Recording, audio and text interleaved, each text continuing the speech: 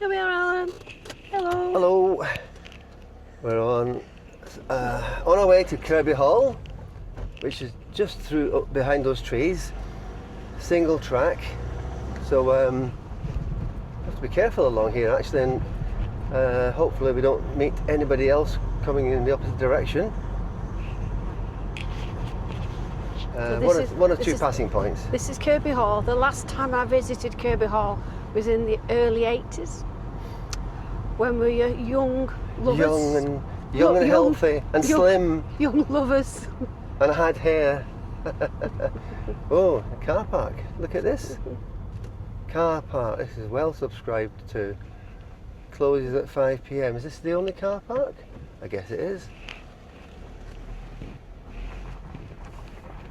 Well, my goodness. I remember coming here and the place was kind of neglected. And, ooh, there's nowhere to park. Ooh, this is interesting. I wonder if they have an overflow car park. This is very interesting. I could park on the end here, but there's already somebody on the end. I might getting lumber for parking there. I can't park in there because he's squeezed in there already. Ooh, I may just have to wait actually for someone to leave. This is it, I guess. This is the parking place. The car park. Okay, what I'll do is I'll go around, I'll go back in again and just wait. There's bound to be somebody leaving within the next day or two. Hopefully. Let's see if we can find somewhere else, but somehow doubt it. Did I miss anything down there? No. No, sadly not. Looks like I'm just going to have to wait a little while. Mhm. There's a chap there in a van. He may be going. May be able to plunge it in there. But I'll switch off the engine in a moment. For the moment. Mhm. Well, there we are, Kirby Hall car park. Absolutely rammed. Yeah. Well, it's nice to know it's popular. We finally managed to park up. A bit of a rapid turnover, thank goodness, in people coming out and people coming in. So here we are, we've arrived. Kirby Hall.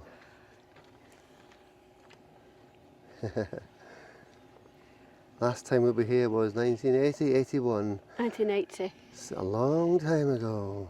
During our courtship. During our courtship, 46 years ago. My goodness. Right, let's go. Let's head for the hall. We've just arrived at Kirby Hall, and there's a peacock up there on top of this entrance gateway. And the sound there, if you could hear it in the background, was another peacock actually further away making that great sound they make, that paon. I think they're called paons in French actually. I think you can see where the name comes from, that sound they make. And that's good old Kirby Hall. So Lorraine's gone that way. I'm going to go and catch her up now, see where we go. Okay, we've just gone into another little garden, and here we have a very friendly peahen. Not a peacock, a peahen. And the doggies are not bothered, and the peahen's not bothered. She's worldly wise, isn't she? And over here, in front of us, we have a beautiful peacock displaying his feathers. Wow, he's quite something, isn't he? Let's just put the brake on the pram and we'll see if we can get a little bit closer.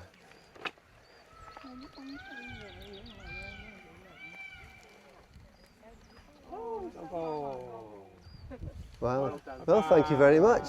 Thank you very much, Mr. Peacock. Superb.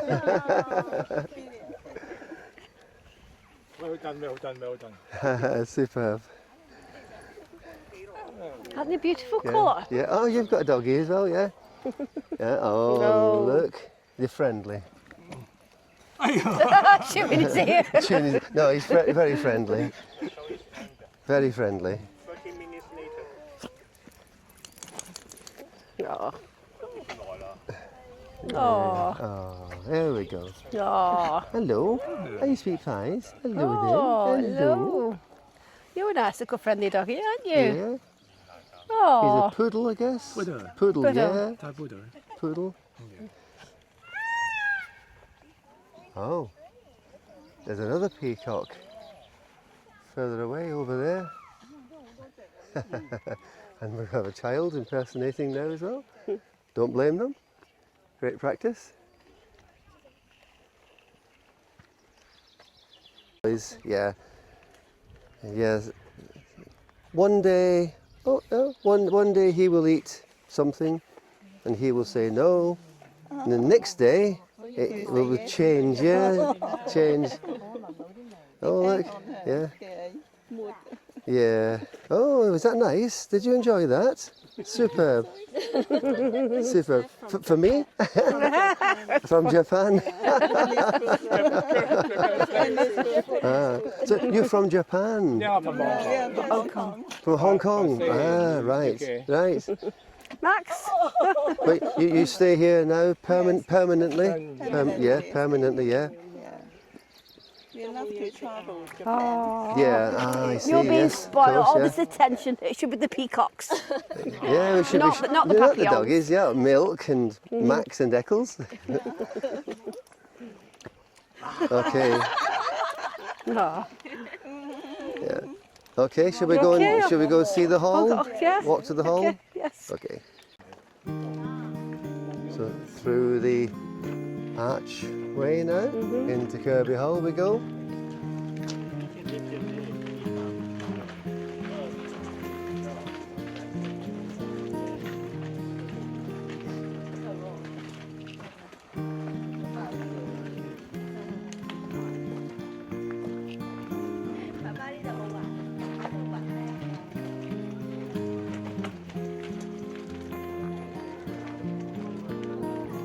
Well, as we said earlier, it was 45, 46 years ago we were last here.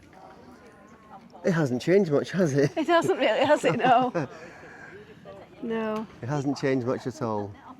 I believe it's Elizabethan, and I believe Queen Elizabeth I did stay here during her travels. Oh dear, that's a Pomeranian with something to say. Well We've then. just been looking. Sorry, go on. Well, here we are at Kirby Hall in Northamptonshire, just outside Corby, an Elizabethan property.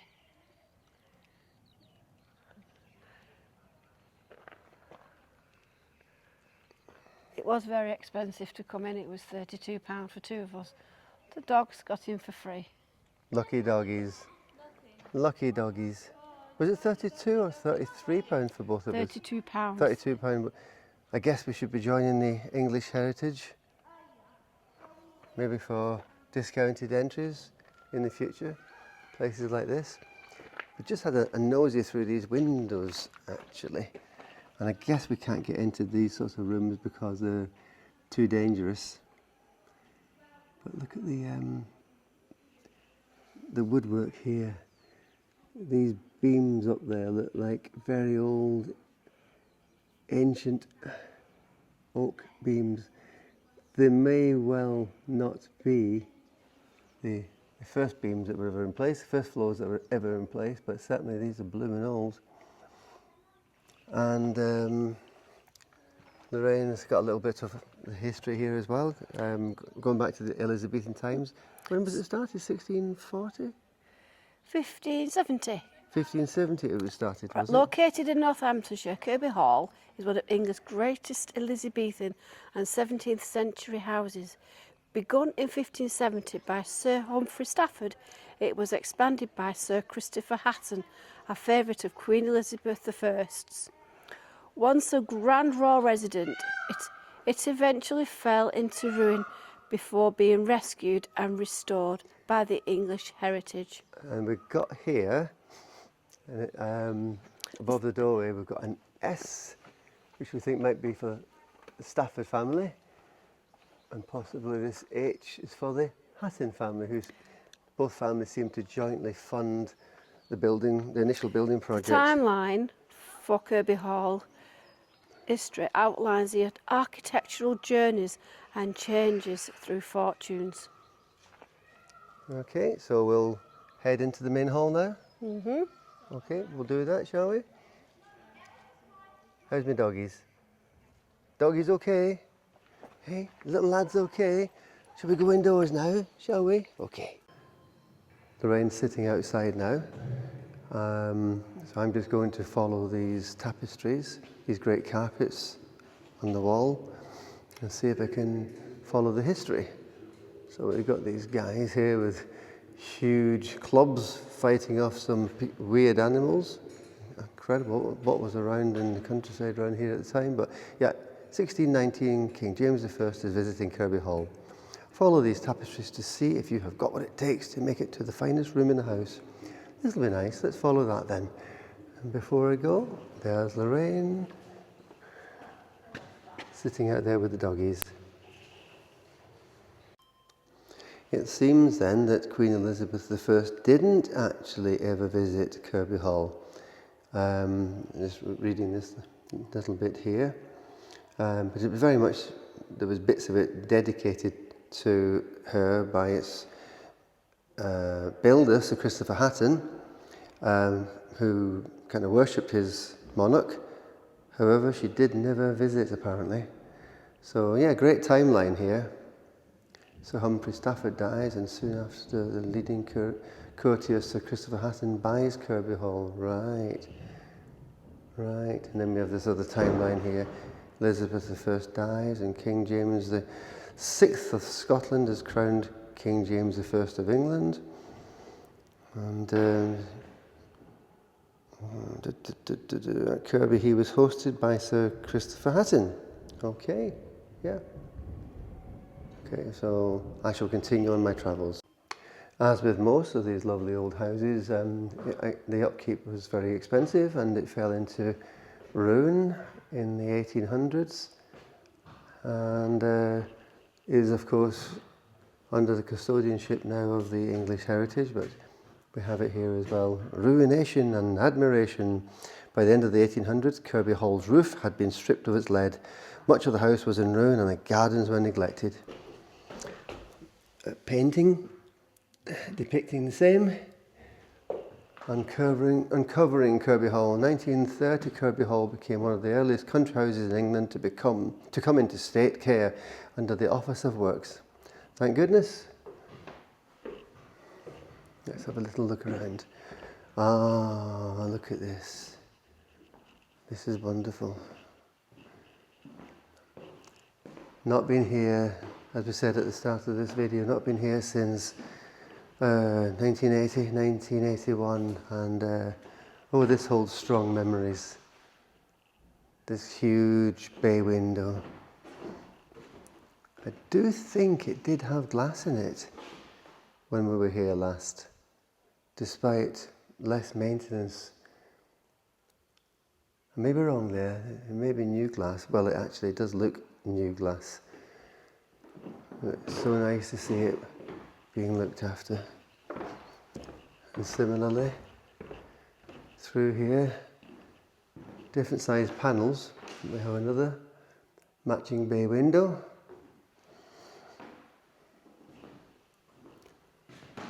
Fantastic fireplace there, marble fireplace as well actually.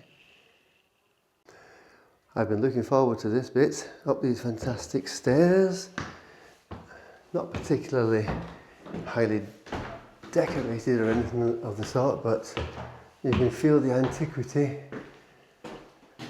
and simplicity in the building. Let's go to the top floor. Lorraine didn't go to the top floor, she tells me, so let's go up there. Ah, we can't. Okay, that's fine, we can't. We'll try this floor here. See what we see. That's it. Of course, it's just a continuation of the downstairs bay window. Magnificent. Absolutely magnificent. That looks like, to me, with my limited knowledge, James the First. James I stayed in the bedchamber in 1619. Right.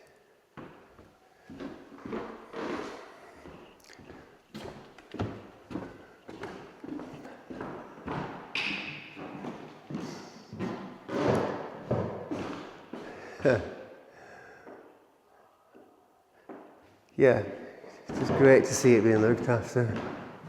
Must be a real handful to maintain, but just excellent to see it being looked after. Okay, short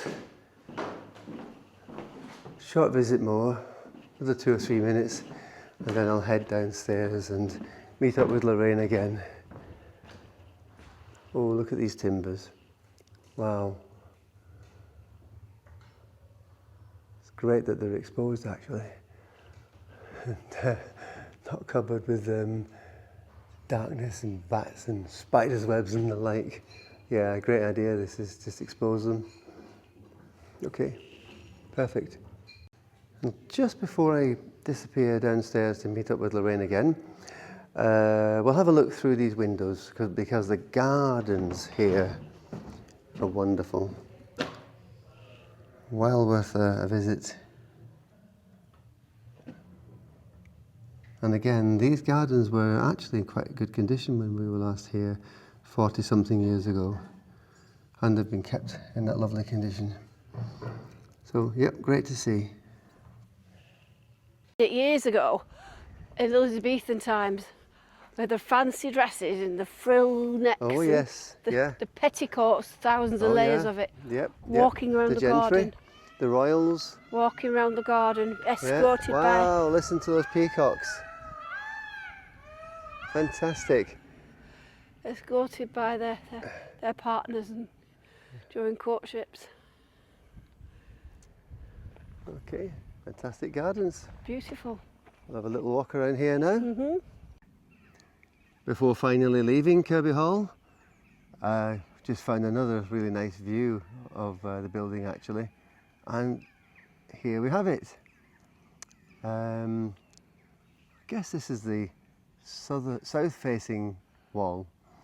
Yeah, probably is actually. Probably. Where the main garden parties would have been held. Yeah, well, we believe over here, obviously a big lawn area, and it goes right around over there, but we think that land over there is in the distance with the deep grass is quite low lying, and we think that was probably a big lake. Not sure how far the big lake would have extended, but yeah, it would have made sense to me. I think to have a nice lake there. Okay. Okay, doggies. Okay, mummy. Off we go. Back from Kirby Hall now, and tea is on. On the Caddock. On the Caddock, outside and on the Caddock. With an air fryer outside. With an air fryer for the chips.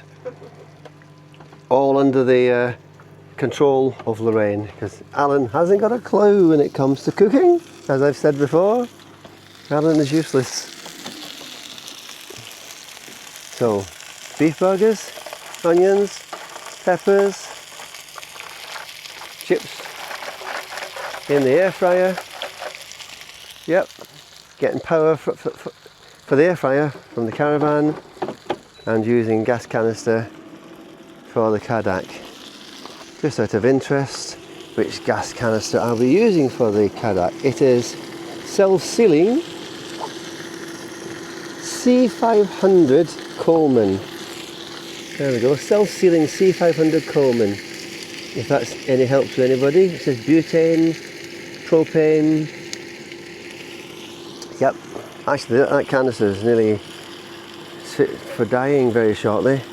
Watching it very carefully and ready to substitute it should the need arise. If we're lucky, we'll make it to the end. Right, tea is going out soon, yeah? 5 minutes. Okay, so from me and Lorraine, it's over and out, and thanks for watching. Thank you. Bye.